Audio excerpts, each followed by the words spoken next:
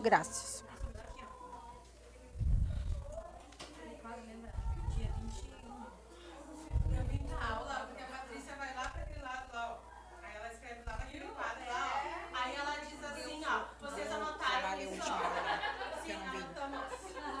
Dei. Vê se eu tenho aqui, senão tem que pegar com a Jéssica lá. Dei, Montessori. Aqui. Não, o conteúdo dei. Não, dei aqui. Deu, tá aqui.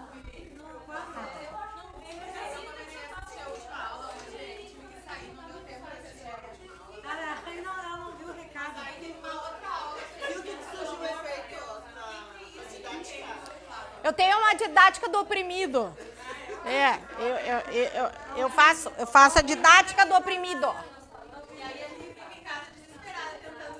Vamos!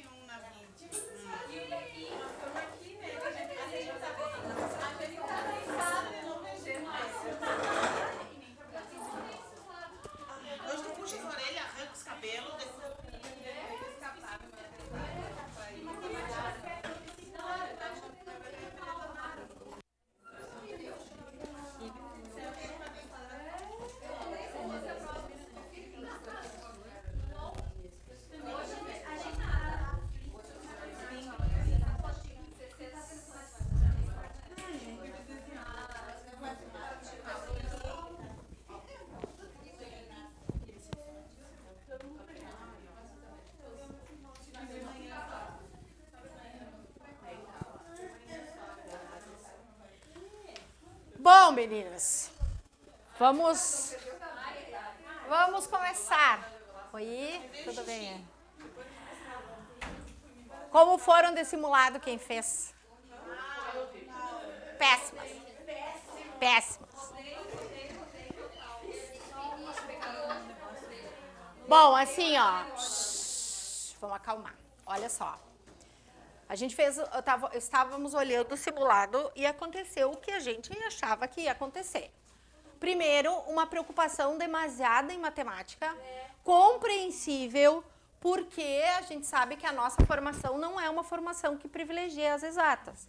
Mas assim, ó, gurias, que nem eu falei, ter um cursinho não é só ter um quadro na parede. A gente já tem quase 12 anos nessa estrada. Então, a gente acaba vendo os movimentos são muito parecidos.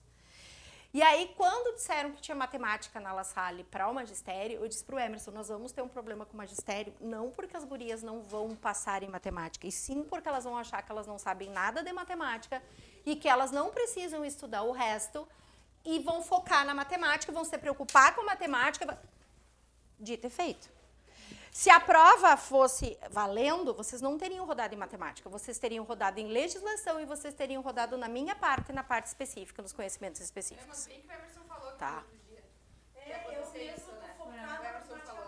Assim, ó, não tô dizendo, gurias, que vocês vão deixar de estudar matemática.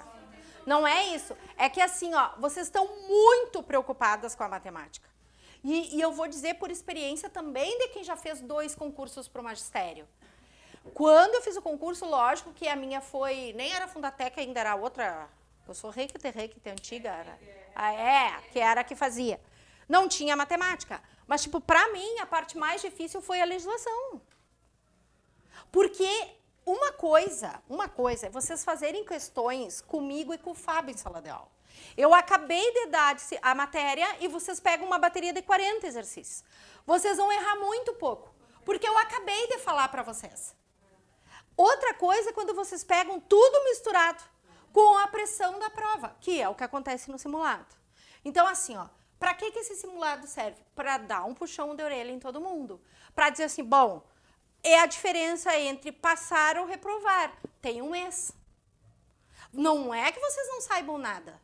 Não é isso. Só que vocês agora vão ter que pensar assim, ó, bom, eu vou estudar matemática? Óbvio que eu vou estudar matemática. Vocês têm toda a parte de raciocínio lógico ainda. Que não é um bicho de 7 cabeças. Não é. Porque o raciocínio lógico, ele não é uma matemática pura, né? Ele é uma matemática interpretativa. Então, vai mais da capacidade de você se concentrar e interpretar do que qualquer outra coisa. Mas, por favor, estudem legislação. Assistam as videoaulas. O que eu der para vocês aqui, dediquem um tempo para estudar. Eu coloquei para vocês as questões, já vou ligar o ar para nós. Eu coloquei para vocês as questões do Estado. Me deixou muito feliz, porque mesmo sendo uma outra banca, né, as bancas, elas, no conhecimentos pedagógicos, elas não têm muita coisa para fugir. Lógico que umas às vezes privilegiam os autores, outras privilegiam as tendências. Foi o que aconteceu com a OACP, que era a banca do magistério estadual. Deu questões muito parecidas, gurias, com o que a gente trabalha aqui. E mais, caiu 5 questões de PPP. Porque o PPP, ele engloba gestão escolar, relação família e escola, papel do professor, papel da escola e a parte pedagógica. Então, se vocês pararem para pensar e olharem o edital, que se vocês não olharam ainda, vocês têm que olhar, porque vocês erraram questões de Piaget. E Piaget tem ali no edital, desenvolvimento infantil. A banca já está dizendo para vocês, eu vou cobrar de vocês Piaget. Ou vou cobrar o Wallon, que é o que eu vou dar hoje para vocês. São os dois, taco a taco nessa parte. Tem que estudar, não pode se permitir errar Piaget. Deixem para errar questões que vai ter uma cabeluda horrorosa, que até eu, quando olhar, vou precisar ir de uma meia hora para ler e ver se está certo ou não. Essas não tem problema, mas tem umas que vocês não podem errar. Não pode errar Paulo Freire, não pode errar Piaget, não pode errar PPP, não pode. Deixem para errar outro tipo de questão. Português do Estado estava difícil. Português estava difícil. Então é outra coisa. Eu sou boa em português, não sei o quê. Não, a gente ser boa em português, a gente é. Mas uma coisa é a prova de um concurso de português. Tudo bem? Então, assim, ó, não estou querendo assustar. A gente fez o simulado e deu uma pesada na mão, pesei a mão na parte pedagógica, dei uma pesadinha mesmo, é verdade. O Fábio olhou a parte de legislação e disse que tinham 3 questões ali pesadas. Mas é que não adianta a gente vir aqui, dar um monte de questãozinha fácil, vocês gabaritarem os simulados, tá, bombei, chegar na prova, não. Então é melhor vocês levarem um choque de realidade com um simulado que não vale nada, entre aspas, e na hora da prova vocês estarem bem preparados, tá? É isso aí. Logo, logo vocês vão fazer outro. Logo, logo vocês vão fazer outro. Tá? Tranquilo? Vamos passar aqui. Eu vou concluir o conteúdo.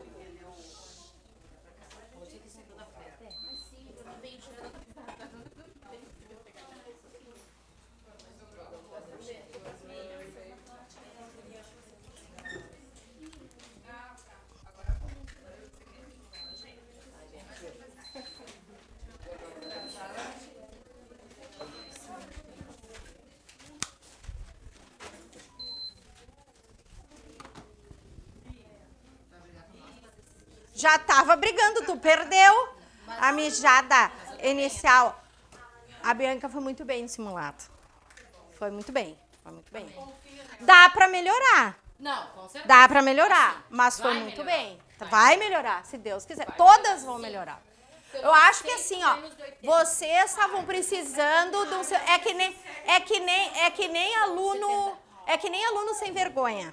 Aluno sem vergonha, eu tinha umas turmas que eu sabia que elas iam ser excelentes. Sabe por que ela tá aí? Porque eu tenho a didática do oprimido. Paulo Freire tem a pedagogia do oprimido. Eu tenho a didática do oprimido. Não era para escrever aqui que ela enxerga, eu escrevo aqui. Porque aí ela se obriga a vir na aula, entendeu? Mais ou menos por aí. Se não abrir um olho com o simulado, não vão abrir mais, né? Então, bola pra frente. Pegaram as folhinhas? Nunca mais eu troco. Eu quero uma. Eu errei uma porque eu troquei, né? Não troca. Que raiva. Chega a A primeira é de Deus, a segunda é do do... diabo. Não troca. O diabo levou. Não troque. Bom, A Ana Cristina, eu vou te avisar que ela não tá vindo porque ela Tá, não tem problema. Eu sei que essas gripes não andam fáceis. Aliás, né, se cuidem muito, né? Por favor, porque assim, ó, é gripe de derrubar as pessoas. Assim. Pronto! Ó, eu terminei Montessori já. Terminei de uma lista de exercícios. Agora nós temos 2 autores importantes. 2 autores. Nós temos o Wallon, ou Vallon, como queiram, e nós temos o Saviani, tá? 2 autores que são muito comuns de cair em prova, principalmente porque o Wallon, às vezes, quando trata de desenvolvimento infantil, para dar uma confundida na galera que está estudando, eles não colocam o Piaget, eles colocam ele. Só que a única diferença, ou nem é uma diferença, a ênfase maior do Wallon é porque ele vai trabalhar com a afetividade no processo. E o Piaget não foca tanto nesse processo da afetividade. Mas, se vocês olharem ali, a gente vai ver um por um agora, ele também divide em estágios, tá? E tem 2 coisas pegando também o estado que eu vou focar com vocês. Inclusão. Inclusão. Vocês têm dúvidas que vai cair inclusão na prova de vocês? Eu não tenho. Né? Inclusão, AE, é muito importante. E a gente vai ver uma parte que eu não dei para vocês, mas me chamou a atenção no estado e depois me chamou a atenção em outras provas que eu estava vendo, que é a preparação do projeto político-pedagógico para o AE. E como o Estado focou muito no PPP e como é muito parecida essa questão da gestão e coisa, vá que eles englobem essa parte no PPP. Então, as bancas, elas, não é que elas se copiam, né, gurias, mas os concursos são muito próximos, então a gente pode tirar uma ideia do que pode acontecer, tá? Então, um português pesado, uma parte pedagógica muito bem elaborada, dentro do que um cursinho tem que preparar os alunos para o magistério, não tem nada de tipo, oi, que horror, cobraram isso, não tem, aquela prova é uma prova tranquila, nada de absurdo, uma prova sem autores, né, uma prova mais global, mais geral, eu acho que ela sai capaz de focar mais nos autores, que é a OCP, mas assim, acho que a tendência vai ser por aí, tá? Igualdade racial. A Lu Cáurio vai trabalhar com você, hoje a gente já estava conversando sobre isso. Essa parte da questão do racismo, coisa, é algo também que está muito em voga. Maria da Penha, tá? Da acessibilidade. Isso tudo, gurias, é o nosso dia a dia na escola, se vocês pararem para pensar. Mais do que nosso dia a dia, os nossos desafios dentro da escola. Como coibir atos de racismo, como é que a gente trabalha com a questão das diferenças, dos alunos portadores de necessidades especiais, como é que as escolas estruturalmente estão preparadas para a questão da acessibilidade, qual é a lei que ampara isso. Então, isso são coisas que vocês, além, vocês podem também já ir dando uma olhada, né? Mas assim, ó, tudo dentro da normalidade. Então, vamos lá. Afetividade no processo de aprendizagem. Quero salientar uma coisa, ó.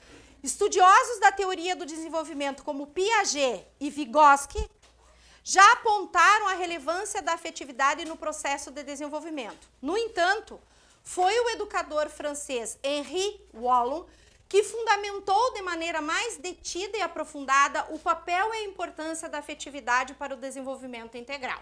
Então, olha só. Tem 2 autores ali importantes, citados no primeiro parágrafo. A gente vai falar, falou do Piaget e falou do Vygotsky. Tá. O Vygotsky, tá? Quando falar nele, o que nos remete o pensamento do Vygotsky? E o Skinner, e o Pavlov. Se eu tivesse que resumir os 3... Vou colocar no mesmo saco, não deveria, mas vou colocar no mesmo saco. Se eu tivesse que resumir os 3, o que vocês me diriam? Se cai numa prova para vocês, pá, no início da questão, de acordo com Pavlov, de acordo com Vygotsky, o que vocês colocariam? O que vocês acham que vem depois? Condicionamento de comportamento. Eu vou condicionar para que eu tenha uma resposta desejada, para que eu tenha uma resposta positiva. Boa noite. O aluno poderá me responder de maneira negativa? Poderá. E vai.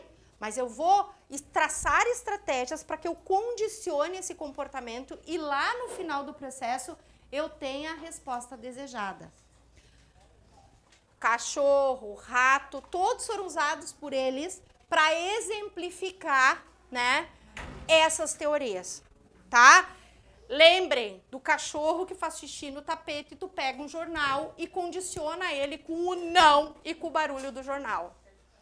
Ele vai 2, 3 vezes fazer o xixi no tapete. Depois ele vai mostrar um comportamento condicionado de medo do barulho e do grito que tu vai dar. Tu condicionou o comportamento do cachorro, o cachorro não vai mais fazer xixi. É horrível? É. Mas eles aplicaram esta mesma forma de trabalhar com a educação. Vamos criar mecanismos para condicionar o comportamento das crianças e obtermos as respostas desejadas. Tranquilo? O Piaget, ele não vai trabalhar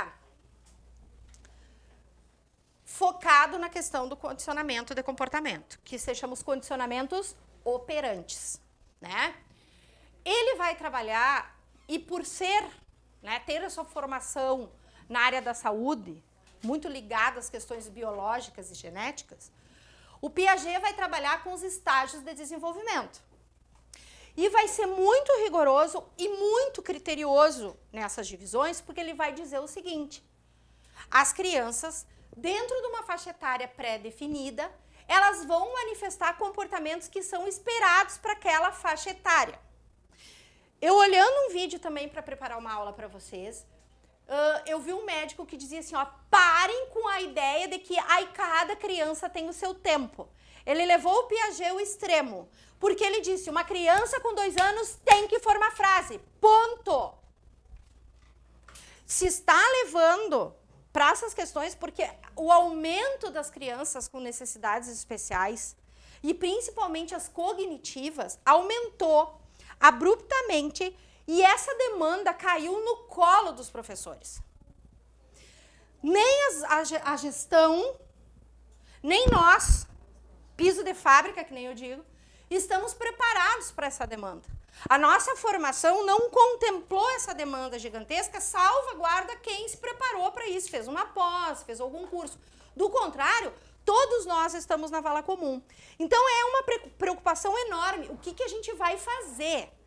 E aí, eu estava vendo esse médico que começou a pensar a teoria do Piaget, dizendo o seguinte, de 0 a 2 anos. Bom, nesse período, essa criança vai ter que fazer isso, isso, isso. Quando chegar nos 2 anos completos, que ela vai fazer a transição para o segundo estágio, ela tem que formar frases. Se ela não formou frases, diga, opa, algo tem. E o Piaget, porque estava analisando, estava focando em outro período histórico da educação, não foi tão enfático. Mas se estivesse estudando agora, com certeza estava concordando com o médico. Então, uma coisa que vocês têm que saber é o quê? Vocês têm que saber, e no simulado vocês erraram, o nome dos estágios do Piaget, a faixa etária e o que faz. Tem que saber. Tem que saber. Tem uma tabela, não sei se a Sandra passou para vocês, tipo um quadro resumo. Não passou? Que diz, estágio tal, tal coisa, tal coisa, tal coisa, tal coisa, tal coisa, de 0 a tanto. Passou? Passou? Tá. Aquilo ali, se não tem, depois a gente entrega, tá? Mas tem na apostila. Aquilo ali você tem que saber. Porque se cair Piaget, vai cair aquilo ali. De acordo com o Piaget, o estágio que corresponde à fase que a criança leva os objetos na boca e não sei o que, não sei o que, não sei o que, é o tal. Tu tem que, tacar o nome. Tá? Ó. Isso, tá aí. Diz todos eles a idade e o que faz? Tá. Tá. Agora vocês vão ver aqui que nós vamos repeti-los com um nome um pouquinho diferente, mas as faixas etárias muito parecidas. Seguimos ali. Para Wallon, o homem é resultado de influências sociais e fisiológicas.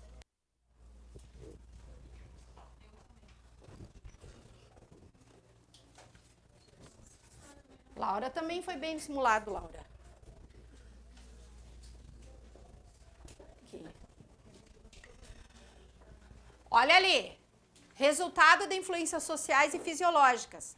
Sendo os dois aspectos orgânico e social fundamentais para o desenvolvimento e especialmente dependentes do contexto sociocultural. O que vocês vão marcar e destacar ali? Primeiro, você já tem que ter destacado o nome do cara, Wallon, tá? Segundo, eu quero que vocês circulem sociais e fisiológicas. Então, esse autor vai trabalhar com o subjetivo e com o empírico. Vai trabalhar com a subjetividade do social e do meio e a sua influência do meio. E vai trabalhar com o empírico. O que é empírico que eu falei para vocês? O que é comprovado na prática. O que eu consigo tocar, olhar. Eu consigo provar tal coisa porque tá aqui, ó. O meu resultado tá aqui. Então, ele joga com duas coisas bastante antagônicas. Ele vai dizer o seguinte: o homem é resultado do social e do fisiológico. Subjetivo e empírico. Circulem e pode escrever num cantinho.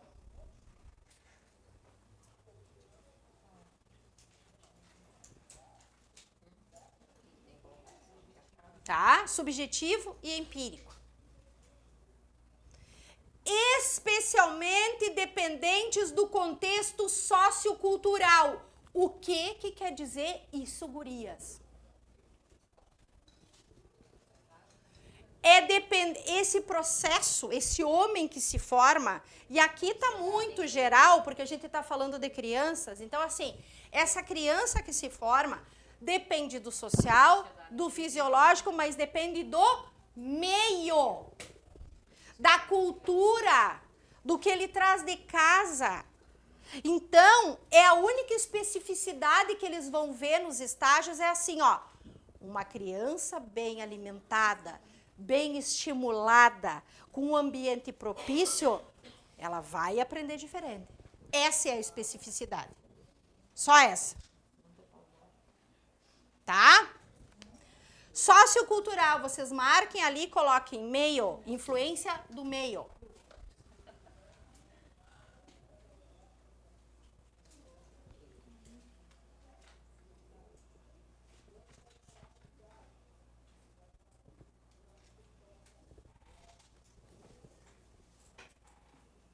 Tá? Assim como o Piaget, Wallon divide o desenvolvimento em 5 estágios, que devem ser levados em conta em suas especificidades no processo de aprendizagem, sendo eles. Primeiro estágio, impulsivo emocional, do 0 a 1 ano. Olha o que diz ali, e vamos marcando. Predominantemente afetivo, onde o sujeito se expressa por meio de movimentos corporais, do contato corporal e do toque. Aqui, o aprendizado demanda uma presença e uma qualidade de troca corporal intensa, que passa pelo tato, pelo toque e pela segurança do embalo. Olha as professoras de educação infantil. É a partir da fusão com o outro que a criança interage com o meio ambiente, participa, se familiariza e aprende sobre o mundo que a cerca. Então, o primeiro estágio do 0 ao 1 para o Wallon é extremamente afetivo. Quem estava em sala de aula na época da pandemia vai se lembrar, ainda quando eu estava lá na SMEC, qual era o grande desafio que nós tínhamos no retorno às aulas da educação infantil? Como eu vou dizer para uma criança, tu não abraça a professora, nós vamos botar uma cortina de plástico, umas luvas, a tia vai estar atrás, parece o capeta, e tu vai chegar correndo e vai se abraçar na tia no coisa. Então nem volta. Nem volta, porque o que eles queriam? Abraçar a professora, beijar a professora, entregar bilhetinho para a professora. E os bebês? Como é que cuidava dos bebês? Toma. Não dá, né? A educação infantil não se faz sem o afeto. Ela não existe sem o afeto. Exatamente. Né? É diferente do fundamental, dos anos iniciais, que mesmo ali no início tem muita dessa parte afetiva. Mas esses primeiros anos é o que ele está dizendo aqui. É o carinho, é o toque, é o embalo, é a segurança que vai fazer a criança perceber o mundo que a cerca, se sentir segura, e a partir daí é o que a gente chama de período de adaptação. Né? Para a educação infantil. Vocês podem marcar aqui, e como vai cair questões de educação infantil, vocês podem colocar que aqui, nos primeiros, né, vamos pensar nos primeiros 6 meses, vamos dar esse prazo maior, é o que na educação infantil se chama de período de adaptação da criança. Tá?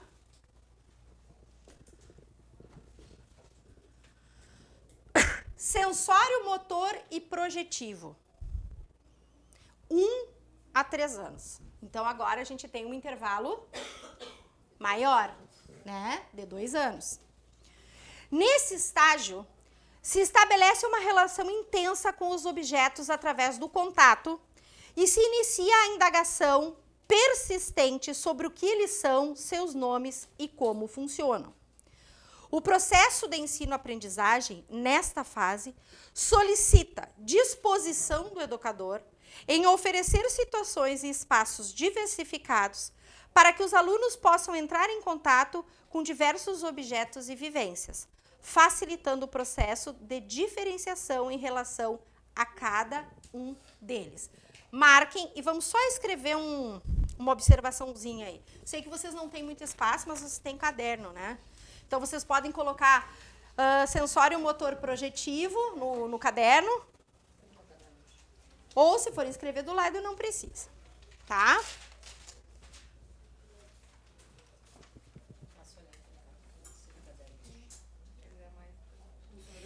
Sensório, motor e projetivo. Nesse estágio,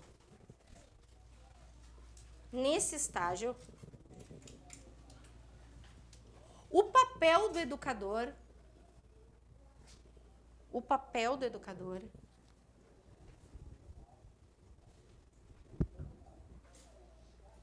possui enorme relevância, vírgula.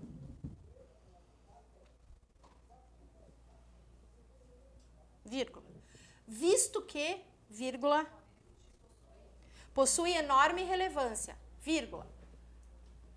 Visto que, vírgula, relevância, vírgula, visto que, vírgula, cabe ao professor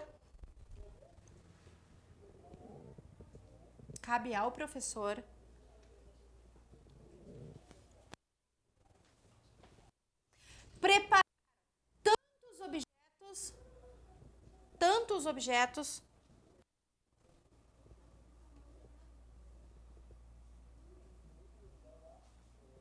como os espaços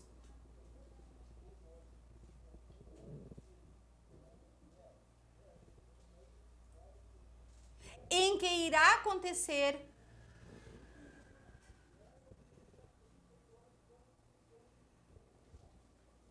o processo de ensino-aprendizagem. Ponto.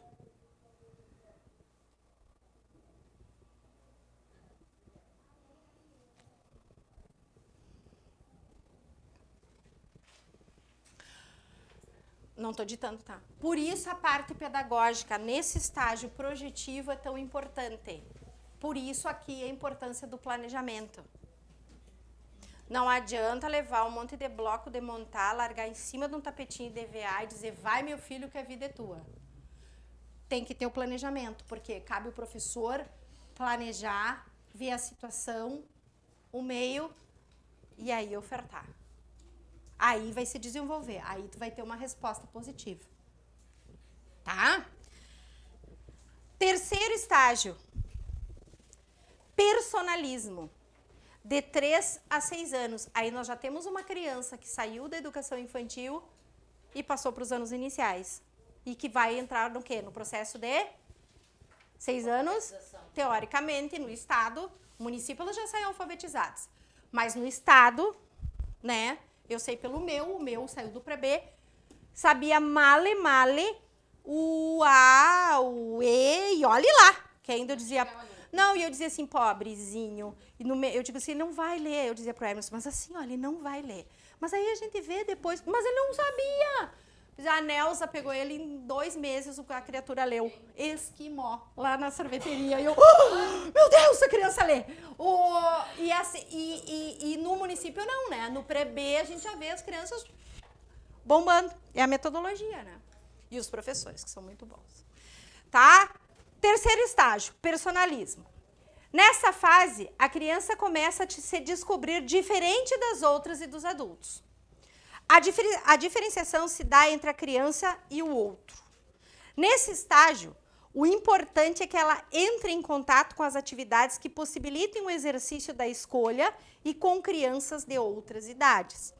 O importante nesse estágio é reconhecer e respeitar as diferenças que começam a surgir, inclusive valorizando e dando oportunidade de expressão a essas diferenças, tá? Então, nesse estágio aqui, a criança começa a ter a percepção de etnia, que um é branco, o outro é negro, que um precisa de ajuda para caminhar, porque tem um problema numa perna, porque o outro tem um problema num braço, porque o outro não enxerga direito, porque um é mais bonito. Até a questão do senso estético da beleza começa a surgir nesse período.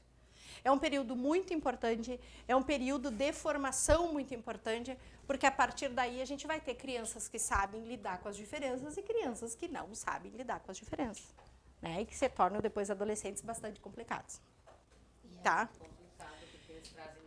E nós temos um pluralismo muito grande, né? Um pluralismo social muito grande. Ainda mais hoje, né? Que a gente tem todas essas questões de gênero, toda essa sociedade que, assim, em certos pontos com muita tolerância e depois até um pouco intolerante, né? A quem custa, às vezes, a se adaptar a todas essas novas formas de se perceber o mundo. Então, é muito importante essa fase, quando ele começa a entender o diferente. Eu vi um vídeo de uma moça, de uma jornalista negra. Ela sentava numa cadeira e na frente colocavam crianças nessa faixa etária. E aí davam para elas, as crianças, um texto. Elas diziam, teu cabelo parece um bombril. A tua pele é queimada, assim, ofensas, assim. E as crianças começavam a chorar. Eu não me animo a dizer isso. Por quê? Não, porque eu não tenho coragem de dizer isso para ela. Então, assim, é entender que existem pessoas que são diferentes, mas que nem por isso são inferiores, não tem nada a ver. Então, essa é uma fase muito importante, né? Da criança ser instruída, da criança ser orientada, tá? Quarto estágio, categorial, de 6 a 11 anos. Olha aqui. Aqui a gente já tem o quê? Uns pré-adolescentes, né? Ocorre a diferenciação mais intensa e nítida entre o eu e o outro, o que fornece a estabilidade necessária para a exploração das diferenças e semelhanças entre objetos, imagens, conceitos e ideias. Nessa fase é importante tanto levar em consideração o que o aluno já sabe, como diagnosticar o que ele precisa saber para dominar certas ideias. A descoberta do mundo dependerá das experiências a que terá acesso e que favorecem ou não o desenvolvimento de sentimentos e valores que auxiliem a continuidade e a ampliação dessas descobertas.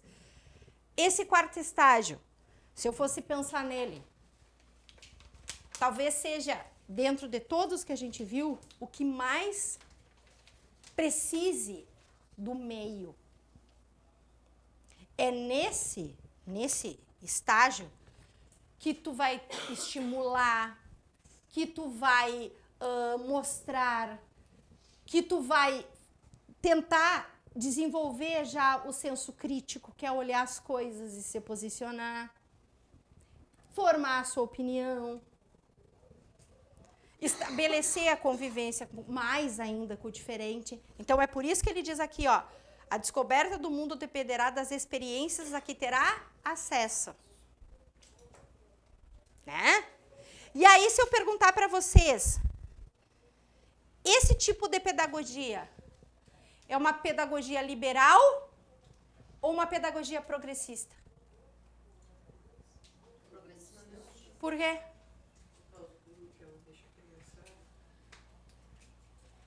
Vou ler a frase de novo.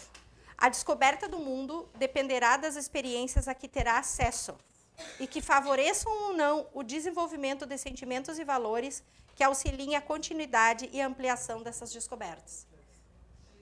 Liberal. Porque Por quê? Porque ele tem o acesso e vai ajudar.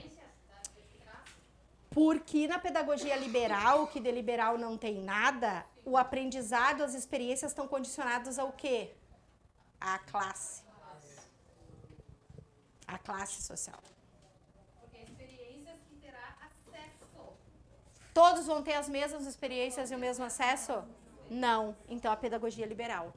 Porque a pedagogia liberal, os autores da pedagogia liberal, trabalham com essa ideia. Ai, sim, uma educação.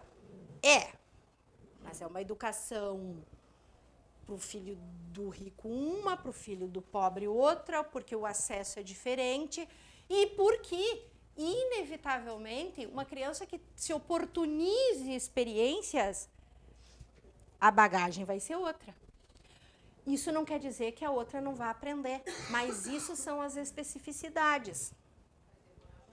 Numa escola pública como o DIU, por exemplo, que é extremamente plural, tu vê crianças de todo jeito, dentro de uma mesma sala, convivendo. Isso vai refletir no grau de maturidade, vai refletir nas coisas que ela te conta, porque são os acessos, são as experiências que são permitidas. Né? Então, nas nossas escolas, a gente consegue ver a teoria caminhando na nossa frente. Qualquer estímulo um pouquinho mais, a criança te responde.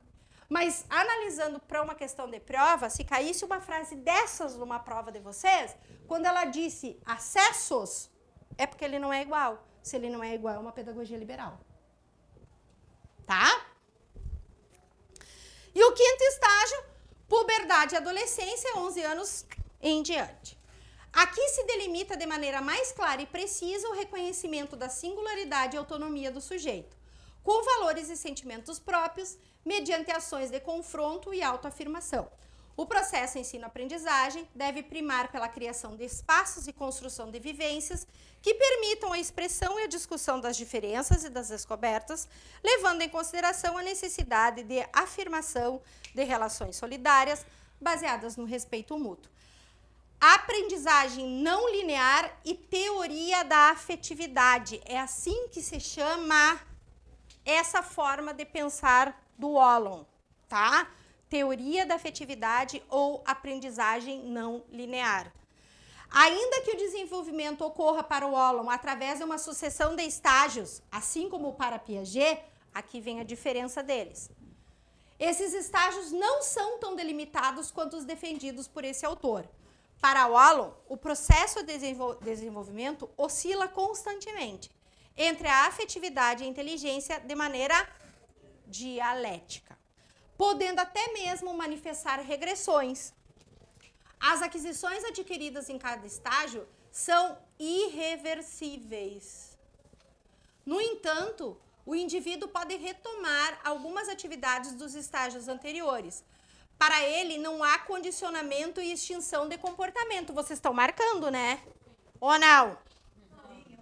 Vamos voltar. Marquem ali a primeira coisa. Diferença do Piaget para o Wallon. Se quiser colocar lá no lado, coloca.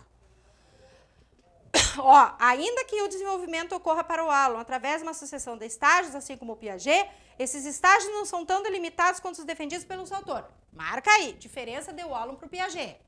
Tá? Para o Wallon, ele vai oscilar entre a afetividade e a inteligência, numa maneira dialética, ou seja, não são processos distintos, eles estão sempre dialogando um com o outro, né? Podendo até mesmo manifestar regressões, tá? No entanto, o indivíduo, para retomar algumas atividades do estágio anterior, tá? Para ele não há condicionamento e extinção de comportamentos, não há condicionamento. Não consegue condicionar, tá negando o quê?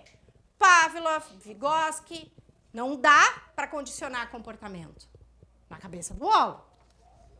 Ou seja, O estágio não suprime as aprendizagens anteriores.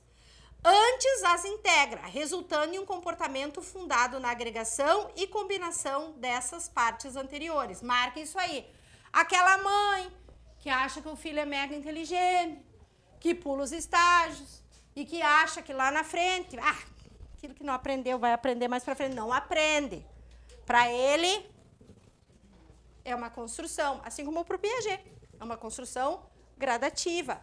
Cada estágio tem a sua importância, cada estágio tem o que a criança vai aprender. Não quer dizer que uma coisa que ficou para trás, tu não consiga regredir e aprender. A motricidade, né, fina. Tem crianças que têm uma baita dificuldade de recortar, de colar, de não sei o quê. Não quer dizer que depois de maiores elas não vão poder. Mas o certo é que elas construam essas etapas, tá? O movimento da aprendizagem, portanto, não segue um fluxo linear e pode ser composto por elementos regressivos, vão marcando, o que não implica necessariamente uma defasagem incontornável, mas antes uma característica do próprio processo. Marcaram?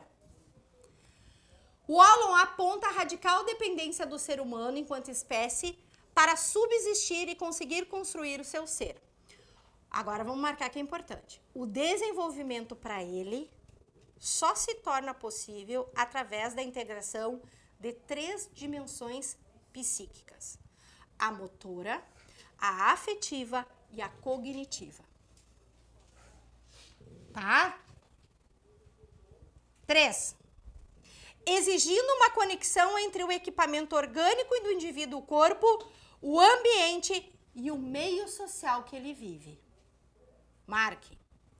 Chegamos então à afetividade que está presente em todos os estágios.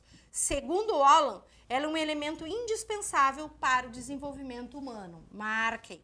A teoria do cara se chama também teoria da afetividade. A teoria da afetividade de Wallon, nesse sentido, nos serve para questionar qualquer forma de ensino que não leve em consideração a compleição afetiva, social e política da educação, onde todas as crianças, sejam quais forem suas origens familiares, sociais, étnicas, têm direito igual ao desenvolvimento máximo que sua personalidade comporta. Elas não devem ter outra limitação além de suas aptidões. Vamos ler de novo, que isso aqui é importante. Todas as crianças, sejam quais forem suas origens familiares, sociais, étnicas, têm direito igual ao desenvolvimento máximo, tá? Que sua personalidade comporta. Elas não devem ter outra limitação além de suas aptidões. 2 coisas importantes. Todos vão aprender o máximo, mas o meu máximo não é o máximo dela. Cada um, dentro dos estágios, por N motivos que ele está dizendo, o social, o afetivo, o político, o cultural, os acessos, tudo isso vai formar esse aluno, gurias.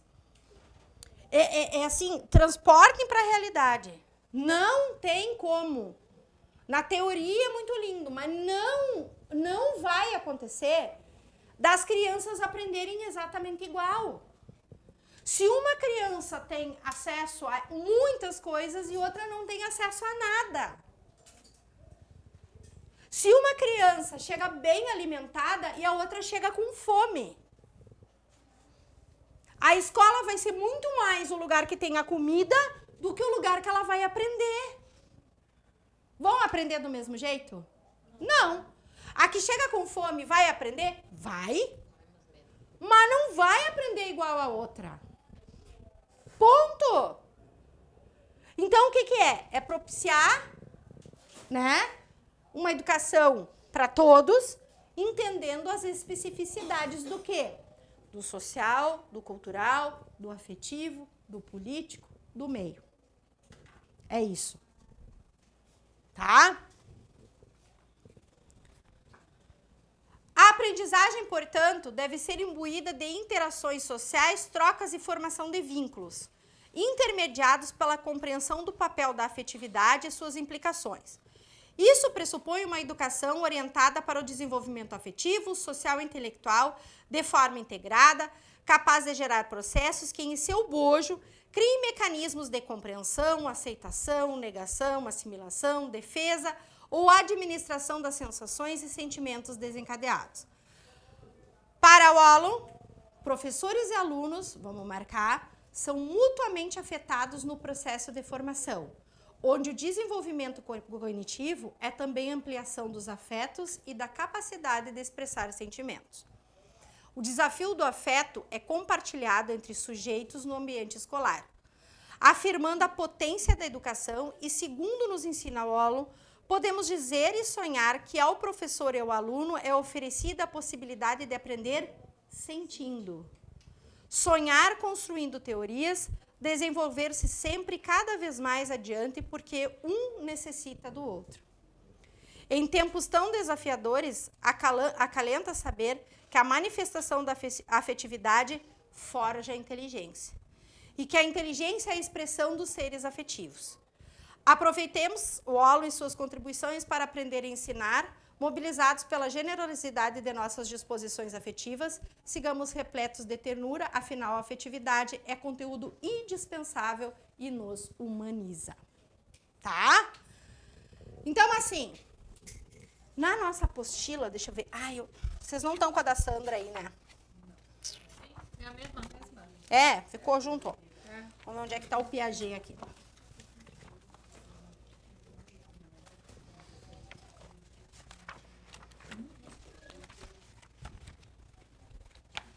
Eu sei que o Piaget anda por aqui. Desenvolvimento invadido. 36, Deixa eu ver se eu tenho daqui. É que a minha não é o mesmo, ó. Aqui.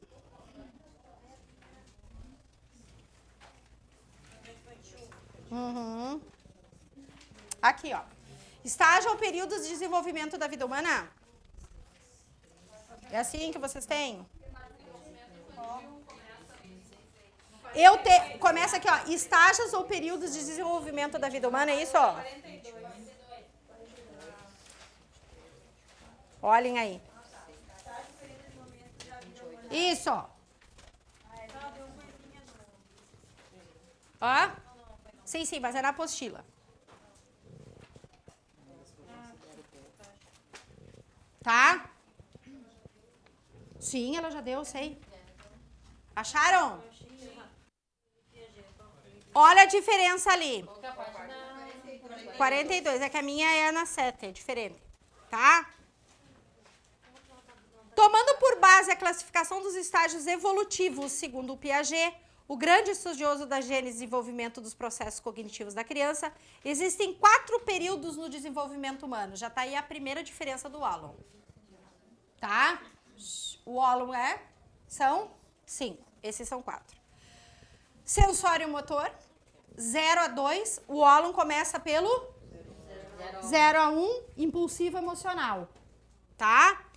Período pré-operacional, 2 a 7. Olha o Wallon, sensório motor e projetivo, 1 a 3. Tá? Pensamento simbólico pré-conceitual, 2 a 4. Pensamento intuitivo, 4 a 7. Período das operações intelectuais concretas, 7 a 12.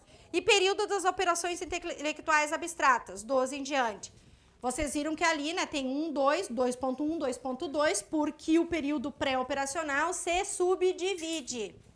Tá? Então, não é que são mais estágios. Nessa mesma apostila, vocês têm ali, a Sandra já deve ter passado para vocês, cada um dos estágios.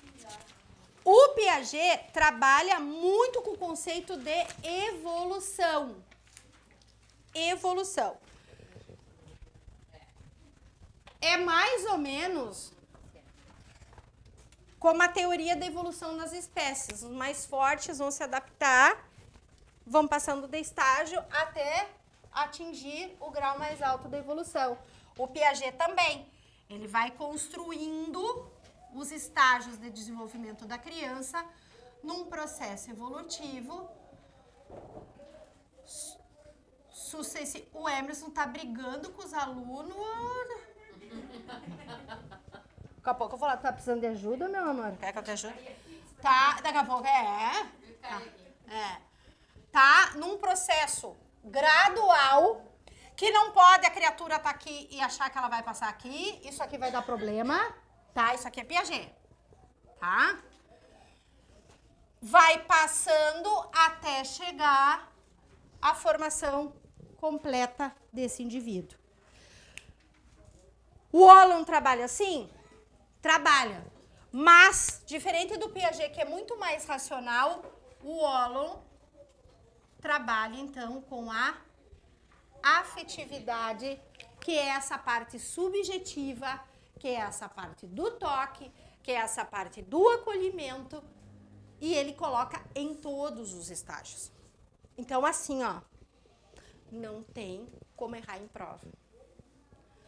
O Piaget é uma coisa e ele é outra. O que eles têm em comum? Os dois trabalham com a perspectiva dos estágios de desenvolvimento. Entendido? Mais ou menos. Pelas caras. O Ollom é afetividade e o Piaget é Ah? mais funcional. Não, o Piaget ele é mais quem me perguntou? O Piaget é mais racional. Ele fala em afetividade? Fala, mas muito pouco. Ele não pressupõe ela como um elemento de afetividade. Ele pressupõe que ela existe dentro dessas fases, até porque a relação professor-aluno, ela pressupõe esses laços afetivos. Mas ele não dá tanta importância como o Ollom, que coloca ela em todos os estágios, de diferentes maneiras, mas coloca, e como um fator fundamental no processo. Tá? Bom.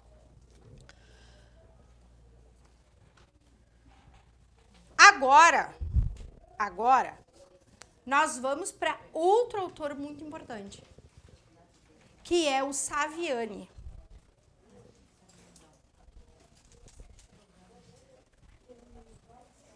Tá ali, é que a Jéssica tirou o coisa, mas vocês podem separar Demerval Saviani.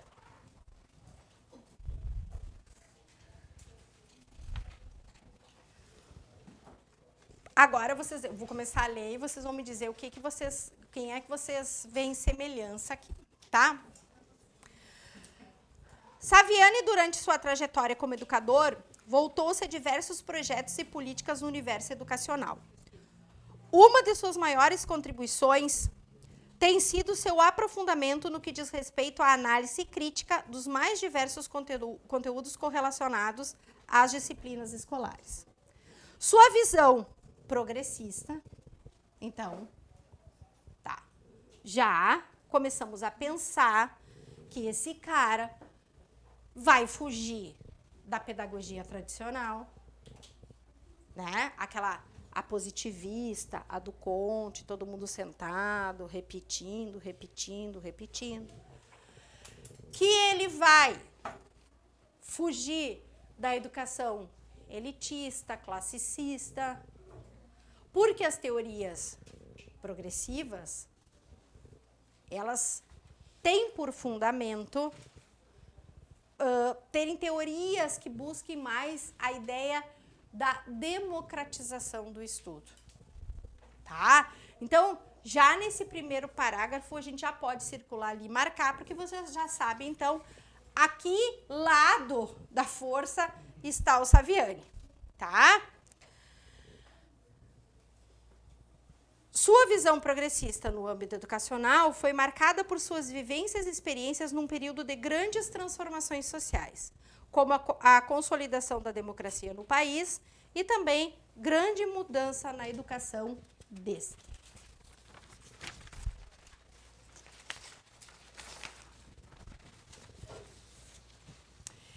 Este grande educador defendeu e impulsionou a teoria histórico-crítica. Então, já marca aí. Teoria progressista histórico-crítica. Essa é a corrente do Saviani. que prima pela aprendizagem significativa. Por isso, os conteúdos devem estar contextualizados a partir da realidade dos educandos, promovendo a inclusão social destes. Marquem isso aí. Tá? Saviane, figurinha carimbada em prova, assim como Paulo Freire também. Por isso, essa teoria surge para Saviani como uma alternativa para modificar a educação na sociedade capitalista, trazendo a democratização do saber e atendendo aos interesses populares, ao contrário do que vem acontecendo. A teoria histórico-crítica é assim chamada, pois para ele, a sociedade tem poder de interferir na educação.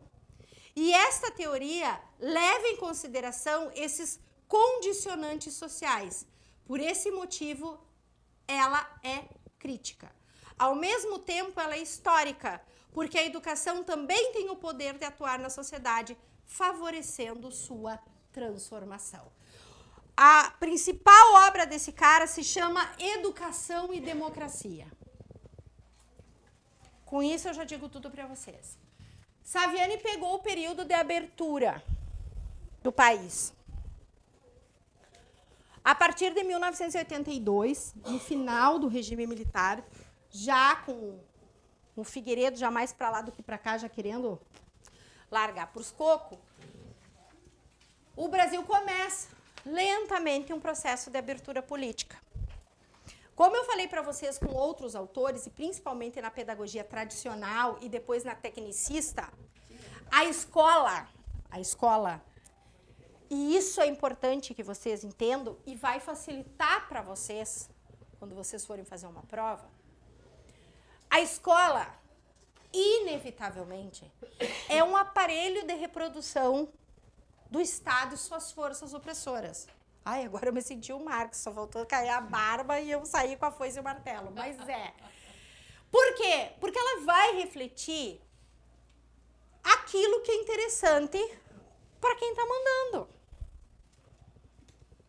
Então, esses autores, Paulo Freire, Saviani, são questionadores do capitalismo e automaticamente da escola que reproduz o sistema capitalista dentro das salas de aula, favorecendo aqueles que têm mais acesso, dando uma educação de qualidade para escolas, por exemplo, privadas, querendo tirar as humanidades do currículo e deixar disciplinas mais técnicas que joguem no mercado de trabalho rápido, uma mão de obra barata que tenha uma noção básica das coisas.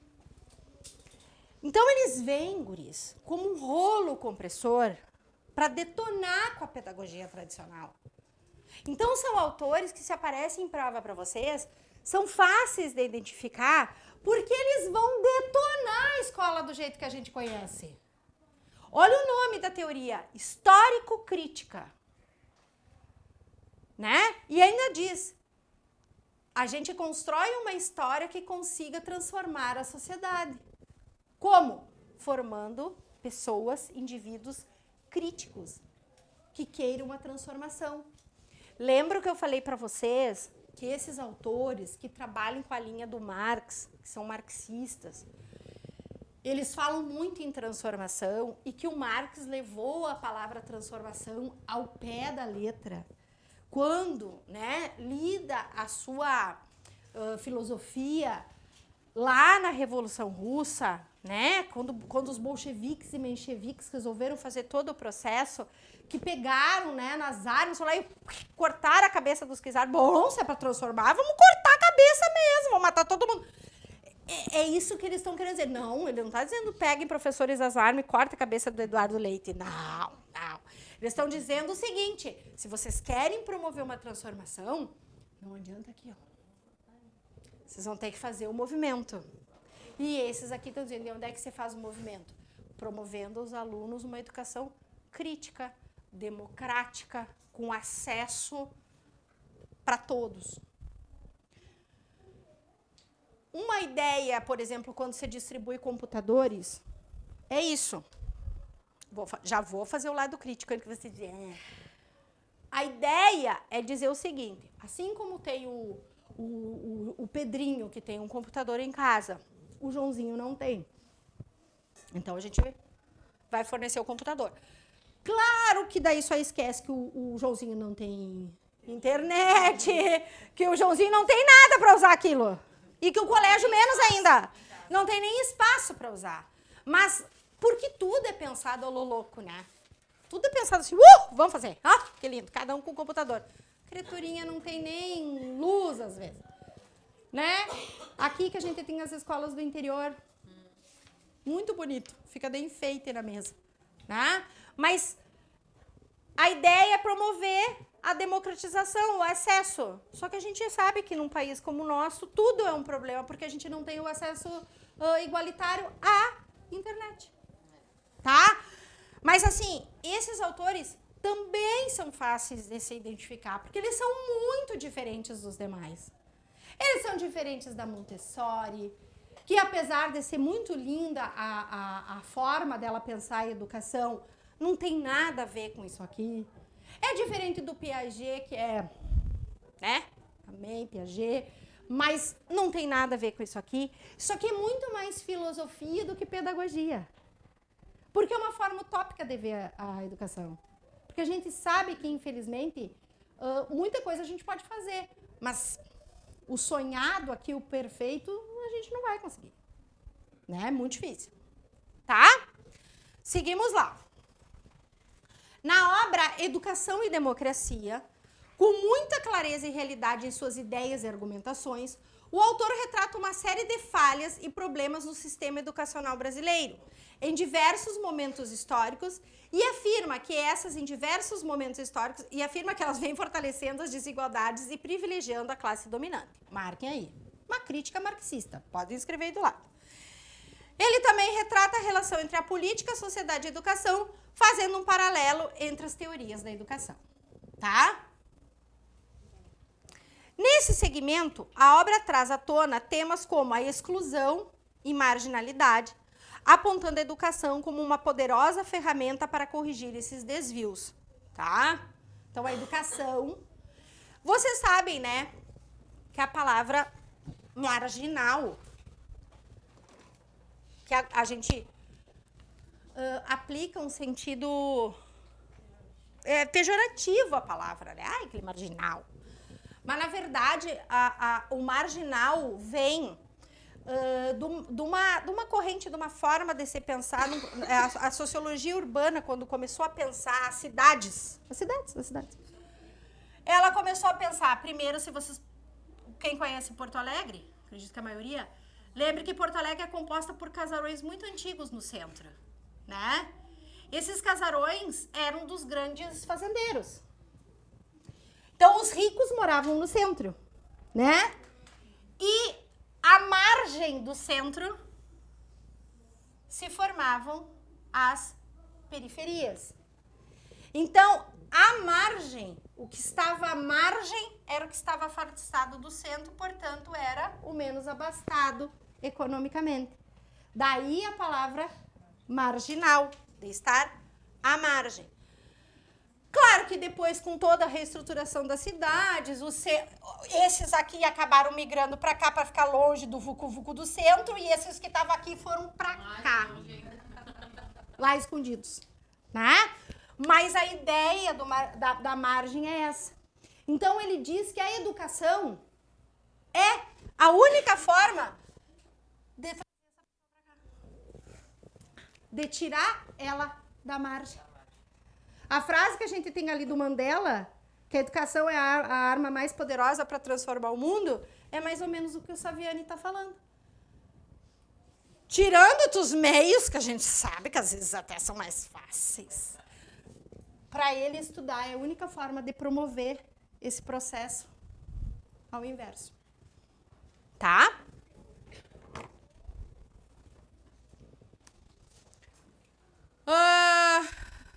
Nesse quadro, a causa da marginalidade é identificada com a ignorância.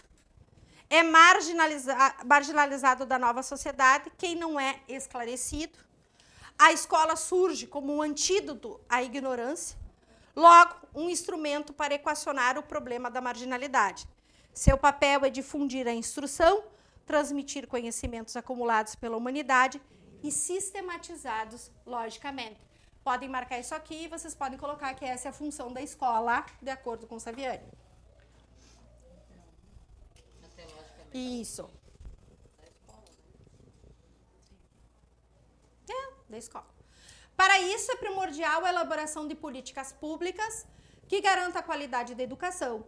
Essas devem contar com a participação de todos os envolvidos no processo, buscando alternativas para combater essas falhas, a fim de promover o bem-estar individual e também coletivo, visando o desenvolvimento social. Isso aqui lembra a construção construção do PPP, uma construção coletiva que vise, né, a solução, não a solução, mas tentar, né, fazer com que a escola receba a família, que a família se identifique com aquela escola, que aquela escola não fique dentro daquele bairro como uma entidade perdida, né? Porque quando os pais participam desse processo, eles entendem, eles vão entender, né? E quando eles estão afastados da escola, a gente está num processo de tentar reconstruir isso, porque a pandemia afastou muitas famílias das escolas, né? E agora a gente está num processo tentando trazer de novo. Para isso, ele aponta duas linhas teóricas, as teorias não críticas, aí vem pedagogia tradicional, pedagogia tecnicista e a pedagogia nova, na qual dá maior ênfase, e as teorias crítico-reprodutivistas, teorias do sistema de ensino como violência simbólica, teoria da escola como aparelho ideológico. Posso comentar? Ainda não. Não, eu já comentei um pouquinho, mas depois.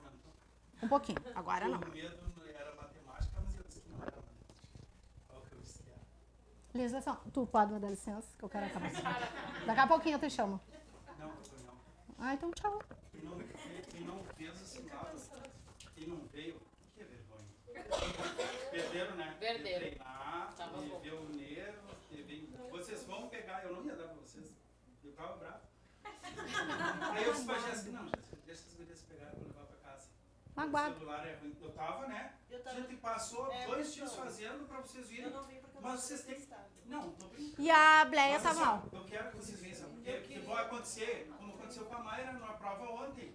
Na hora de passar, erra um gabarito, porque tu não treina. A Mayra perdeu duas, né? Por causa disso, na hora de passar gabarito, Errou. a pressão da prova. Quem veio, eu tava boa, não. Me lembrei de ti. Cansativo, se tu pegar em casa, não tem nada que ver com fazer cozinha. Ah, vamos fazer mais. Vamos. Tava bom. Tu gostou da tua performance? Olha, eu preciso perto do meu mesmo. Eu achei. Não, achou? Vamos arriba. Claro, lógico. E quem saiu arrasada, humilhada, enxovalhada, levanta essa quadra de poeira e dá a volta por cima. Chora, escondida, sozinha, se atira nas paredes, se recompõe e volta. Ei, se atira nas paredes, se recompõe e volta. Cheguei a tomar até uma cerveja. Hã? Eu tomei várias. Ai, tá gravando. Não, mentira, nem Eu vou bebo. tomar esse vinho. Vamos. Saviani faz uso de uma metáfora para explicar suas afirmações no que diz respeito às tentativas de correção dos desvios do sistema de educação. A teoria da curvatura da vara. Marquem aí. Calma. Agora nós já vamos. Então, olha lá. Saviani faz uso de uma metáfora para explicar suas afirmações no que diz respeito às tentativas de correções dos desvios do sistema de educação. Então, o que ele quer dizer? Ele vai pegar uma história de alguém e vai usar como metáfora para explicar. Ele usa desvios os problemas do sistema de ensino, o que ele identifica, né? Esses desvios, essas coisas que ele acha que precisam corrigir. E ele vai usar a teoria da curvatura da vara, tá? Que é uma teoria do Lenin. Será que o cara é marxista? Lenin, Stalin, toda a galera lá, né? Então, olha lá. Como é que é a teoria da vara do Lenin? Quando a vara está torta, ela fica curva de um lado.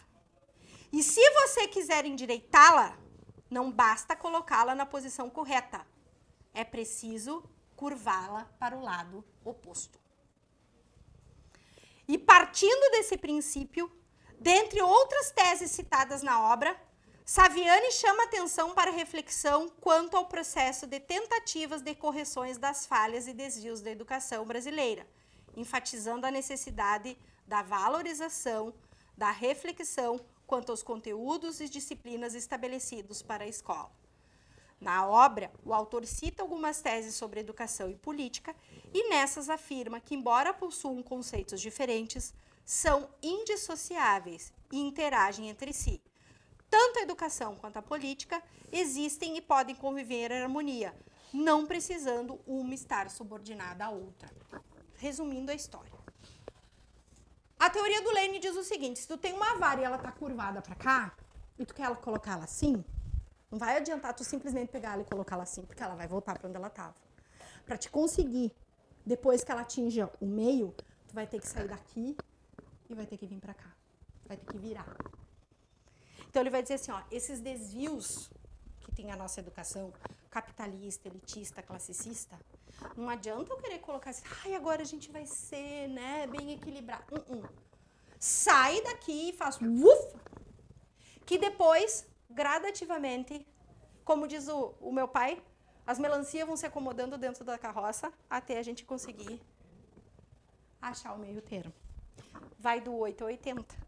Se vocês pararem para pensar, a posição política desses caras é o capitalismo está aqui e o comunismo está aqui.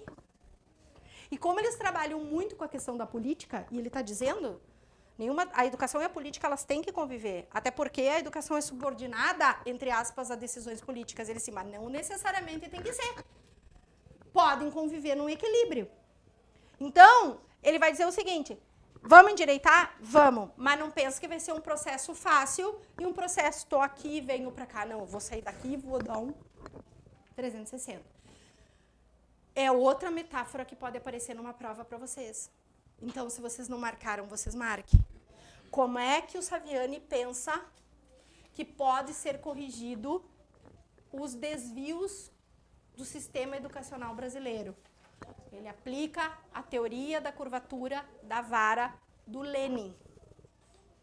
Para corrigir uma vara, a envergadura de uma vara, eu tenho que tirar ela de um ponto e levar para o outro extremo. Tá? Entendido? Como é que é mesmo o nome da teoria do holo? Teoria da aditividade ou teoria não linear. Só para ver se vocês estavam alterados. Só para ver. Agora vamos para a escola. Escola, ensino e aprendizagem. Para o Saviani. A escola deve promover a inclusão dos indivíduos através da aprendizagem significativa. Marquem isso aí. Para isso, a realidade do aluno deve estar presente nos conteúdos de sala de aula, para que se faça uma análise crítica desta. Quem trabalha com temas geradores retirados da vivência dos alunos? Quem? O Freire, né? Não trabalha? Ele não pega? Pega, né? Porque ele disse, se tu pegar um negócio que não tem nada a ver com a realidade do teu aluno, para ele aprender vai ser muito mais difícil. E a gente vê isso em loco. A gente trabalha coisas, né? É que nem eu tava falando assim, ó. Tu vê as festas juninas lá do Nordeste, tá? Sem sombra de dúvidas, vão dar de delas bola à vista nas da gente. Mas é óbvio. É a mesma coisa que nós pegar a Semana Farroupilha e levar para lá. Mas agora vocês pegam e vocês façam uma Semana Farroupilha. Então, gente, são vivências, né? É muito mais fácil as crianças se identificarem com os festejos Farroupilha do que elas se identificarem com os festejos juninos. Não é que a gente não vai fazer, mas a perspectiva é completamente diferente. Então, o Freire dizia isso. E aí ele cria toda essa ideia de trabalhar com os temas geradores retirados da realidade dos alunos. E o Saviani também está falando a mesma coisa. Tá?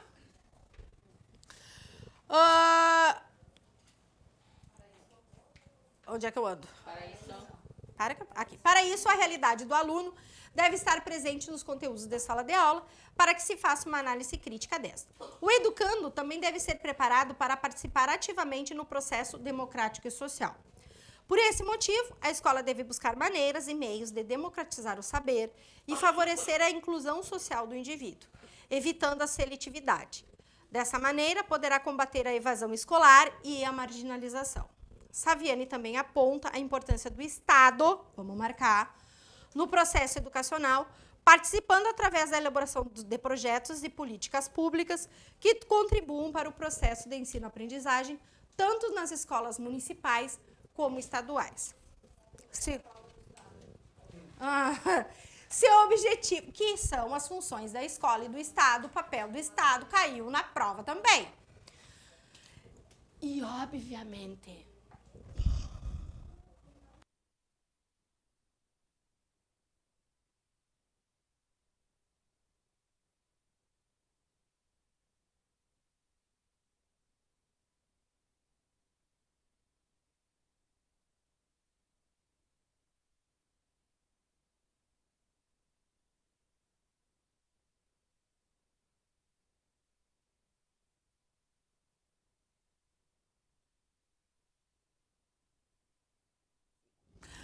aí,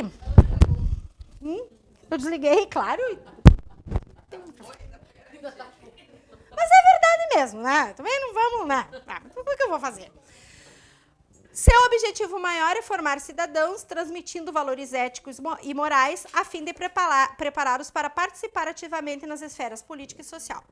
A educação, vamos marcar, a educação é para ele um agente transformador, e por isso a escola deve garantir a educação a todos, né? Isso aqui também é um princípio constitucional, né?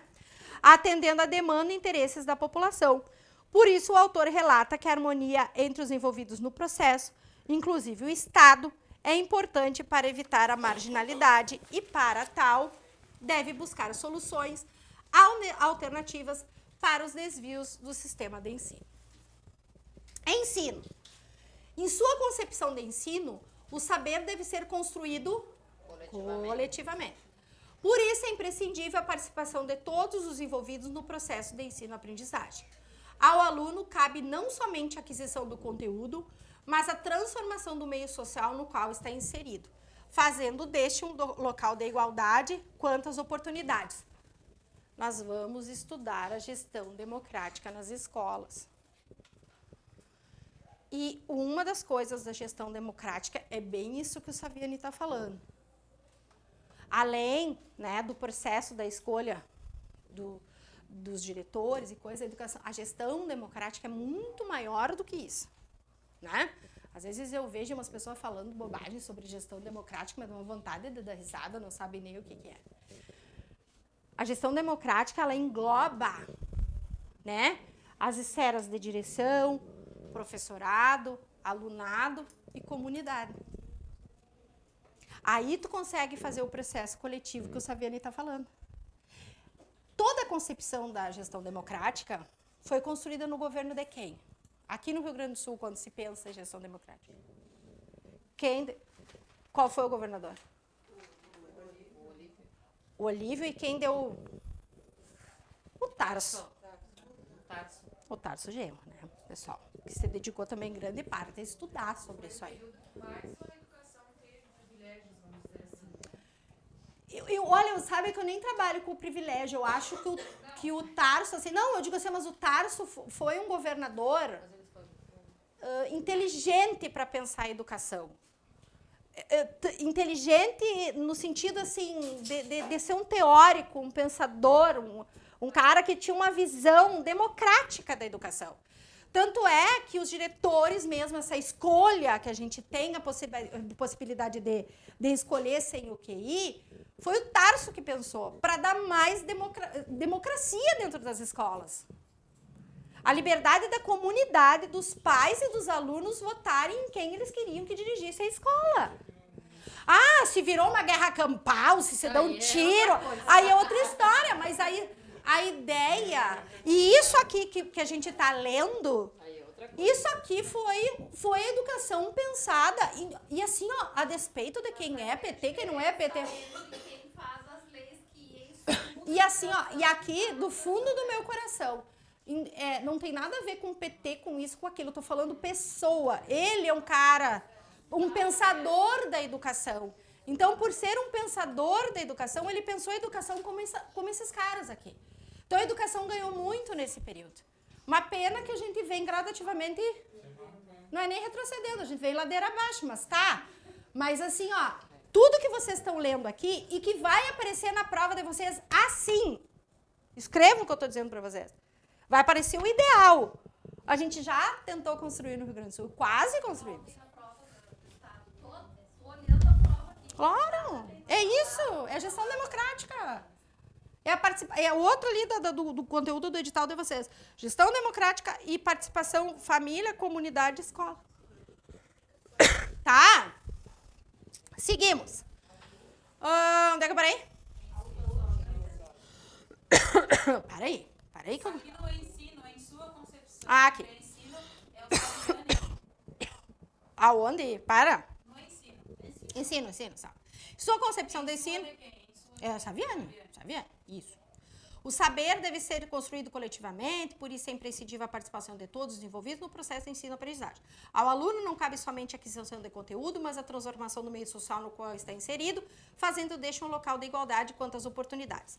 Em suas obras, Escola e Democracia e Pedagogia Histórico-Crítica, marca é importante, o autor utiliza várias fontes para fundamentar suas ideias, e ele aponta as teorias não críticas para fazer um comparativo entre a educação antiga e a nova educação. Suas argumentações e sua teoria vêm com o propósito de promover mudanças na esfera política educacional através da reflexão e questionamento acerca da marginalidade, evasão escolar e nas relações escolares, escola, aluno e sociedade. Então, olha as preocupações dele aí, ó. Contextualizando a concepção de ensino dentro de uma visão baseada na teoria histórico-crítica dos conteúdos, ele cita os moldes da educação dentro da pedagogia tradicional, onde o professor transmite o conteúdo e os indivíduos assimilam o que lhe foi transmitido. A corrente pedagógica tradicional prevê a escola como um aparelho ideológico do Estado, que eu estava falando para vocês. Ou seja, ela favorece a divisão classista e as desigualdades. Nessa teoria, o professor é o responsável maior pelo processo de ensino. Seu objetivo é fazer o aluno aprender o que ele precisa ensinar. Nesse sentido, ele faz uma crítica a essa pedagogia. Crítica à pedagogia tradicional. Pois prima por uma educação que estabeleça a socialização do conhecimento e a interação dos educandos e professores. Já na pedagogia tecnicista, a sistematização dos conteúdos torna o aprendizado mecânico. Esta visa a profissionalização e a especialização dos educandos para a sociedade capitalista. Em seu relato sobre as teorias crítico-reprodutivistas, menciona que essas favorecem a permanência das desigualdades sociais e divisões classistas, pois não propõem mudanças de âmbito pedagógico. E nesse contexto, afirma que a exclusão cultural é fator agravante da marginalização existente na sociedade. Para a pedagogia nova, o objetivo do professor é estimular a produção de conhecimento. Podem ir marcando. Nesse segmento, a escola deve buscar adaptações quanto à metodologia e recursos, assim, fugindo ao ideal da escola proposto por Saviane, uma vez que não atinge as classes populares. A escola ideal, vamos marcar, proposta por Saviane, em primeiro lugar, deve atender à demanda popular. E, por isso, sua proposta vai além das novas metodologias, recursos, dentre outros. O professor deve buscar novas alternativas para favorecer a aprendizagem, mas essas alternativas devem ser acessíveis a todos. Os professores devem permitir a problematização, questionamento e a reflexão nas atividades propostas em sala de aula, a partir de questionamentos, elaboração de hipóteses, experimentação, o aluno será capaz de desenvolver habilidades e competências nas mais diversas áreas do conhecimento. Nesse contexto, o papel do professor, podem ir marcando, é atuar na transformação dos seus educandos, transmitindo conceitos e valores éticos e morais, a fim de torná-los cidadãos conhecedores e detentores de direitos e deveres, que sejam capazes de atuar na transformação da sociedade através de sua participação ativa. Saviani conclui que o ensino não se limita à transmissão de conhecimento, mas é, sobretudo, uma ferramenta que deve ser utilizada de forma inteligente, propondo atividades que permitam a resolução de problemas, pois através dessas o aluno pode assumir a responsabilidade de sua própria capacidade de pensar. Isso aqui, se você fosse resumir em uma palavra, o Saviani é um defensor da dialética marxista, do diálogo, da conexão. Vamos só acabar aqui. Histórico-crítica. Histórico-crítica. Porque ele fala que na construindo coletividade, Construindo coletividade, porque ele fala que o sujeito ele tem que ser autor crítico dessas transformações que tanto ele busca, porque ele faz uma leitura histórica da sociedade capitalista e em cima disso ele faz uma crítica, e aí ele vê todos os desvios que a escola tem, tal qual a sociedade, e propõe as mudanças. Por isso, pedagogia histórico-crítica. Muito parecido. Para! Eu já vou acabar aqui. A aprendizagem. A aprendizagem é o processo decorrente das experiências individuais e coletivas que dependem também dos estímulos do ambiente. Marca isso aí. Isso é aprendizagem para ele. Soma de experiências individuais e coletivas mais o ambiente. O grau de aprendizagem é individual e depende tanto do indivíduo quanto do professor e do meio. Olha só. Além disso, o autor aponta uma série de fatores externos como agravantes para o fracasso escolar. Olha aqui. Aspectos negativos na vida do indivíduo, como, por exemplo, olha, saúde, moradia, fatores psicológicos, familiares, emocionais, entre outros, certamente influenciarão no seu processo cognitivo. E esses são muitas vezes responsáveis pelo fracasso escolar. Então, se vocês fizerem uma ligaçãozinha, só para mim fechar a aula, ele fala muito em evasão, né?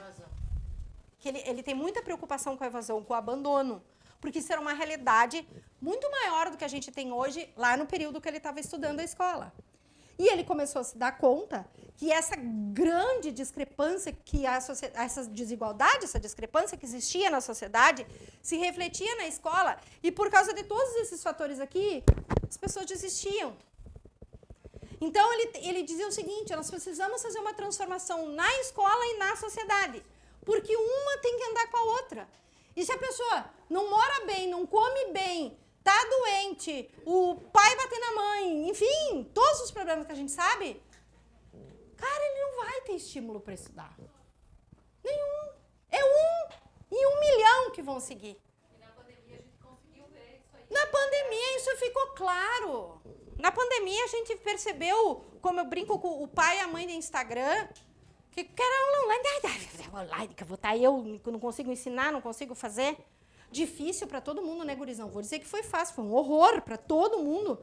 E pior ainda, quem é professor e quem tem filho sabe, casa de ferreiro, espeto de pau, meu filho. O negócio da pedagogia do oprimido é porque não tem como, né? A relação é outra. Então, assim, mas a gente viu também todas essas questões de violência, de infanticídio, de feminicídio, tudo isso aflorou enormemente e refletiu no aprendizado das crianças, né? Tá. Partindo do princípio de que todos devem ser incluídos socialmente, incluídos socialmente não tem nada a ver com a EE, tá? Não. Não, por favor. A aprendizagem deve fugir aos padrões excludentes e seletivos do sistema de ensino brasileiro ao longo desses anos. Para que haja uma aprendizagem significativa, a realidade do aluno deve estar presente nos conteúdos e atividades propostas em sala de aula, para que esses sejam motivados a refletir, pensar, questionar tal realidade, bem como se tornar responsáveis pelas posturas e posicionamentos diante dos conflitos e desafios da vida. Tá? Eu vou colocar a prova de língua portuguesa, que foi a que eu recebi, do estado no grupo de vocês. Mas desconsiderem a parte de português. Vejam a parte de legislação e conhecimentos pedagógicos que tem ali. Tá? E faça de português, não a específica de português. Ah, sim. Tá? Vou mandar ali para vocês e vocês tentem resolver. Que na próxima aula eu corrijo ela com vocês. Tá? Aquela.